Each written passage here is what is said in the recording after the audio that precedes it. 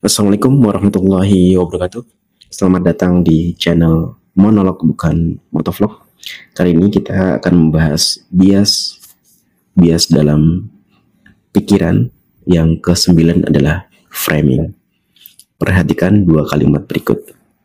Hey, air minumnya habis. Akan sangat nyaman kalau air minumnya ditambah lagi, sayang. Bukan apa yang engkau katakan, namun bagaimana engkau mengatakannya.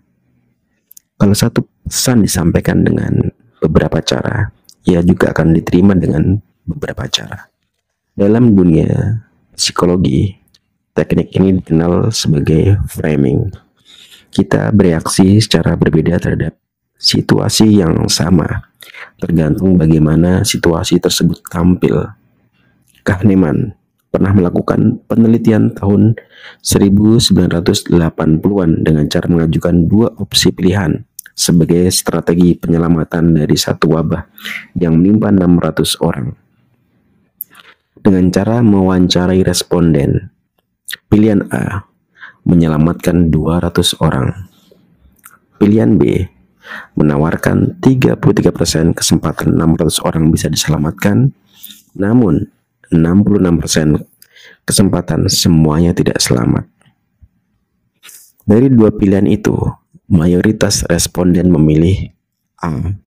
Dengan cara berpikir, burung yang sudah pasti di tangan lebih berharga dibandingkan yang masih terbang. Namun menarik, saat selanjutnya bentuk tawarannya diubah dengan melakukan sejenis reframing. Pilihan A membiarkan meninggal 400 orang. Pilihan B menawarkan 33% kesempatan 600 orang bisa diselamatkan, namun 66% kesempatan semuanya tidak selamat. Dari dua pilihan ini, mayoritas responden justru memilih B. Padahal apabila dicermati hakikatnya, isi pilihannya sama-sama. Contoh yang lain, para peneliti menawarkan kepada responden dua jenis daging. Yang pertama, 99% bebas lemak, dan yang kedua mengandung 1% lemak. Lalu mereka ditanya, mana di antara dua daging tersebut yang lebih sehat? Apa jawaban mereka? Mayoritas menjawab bahwa daging jenis pertama lebih sehat, padahal apabila dipikirkan lagi, sebenarnya kedua daging tersebut sama kualitasnya. Hanya pemilihan bahasa saja. Saat diajukan penawaran kedua, yang pertama 98% bebas lemak dan yang kedua mengandung 1% lemak, responden tetap lebih memilih yang pertama. Padahal jelas kandungan lemaknya lebih kecil di pilihan yang kedua. Itulah yang dinamakan framing. Para pengarang fiksi biasanya lebih ahli dalam mengolah gagasan dan data, biasa kemudian menampilkan secara luar biasa. Itu pun sejenis framing. Seperti itu pula yang sering terjadi dengan buku biografi atau autobiografi seseorang.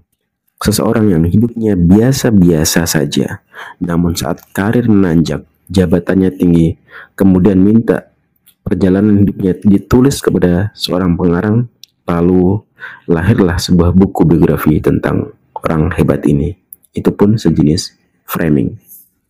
Sadarilah bahwa apapun yang kamu komunikasikan pasti mengandung framing, dan segala hal termasuk yang kamu dengar dari temanmu yang terpercaya atau dari postingan hoax di media sosial tidak akan bersih dari efek framing, karena framing itu memberikan frame atau bingkai atau sudut pandang dari sisi tertentu untuk mempengaruhi orang atau untuk memanipulasi orang, dan untuk membuat sesuatu itu tampak lebih menarik.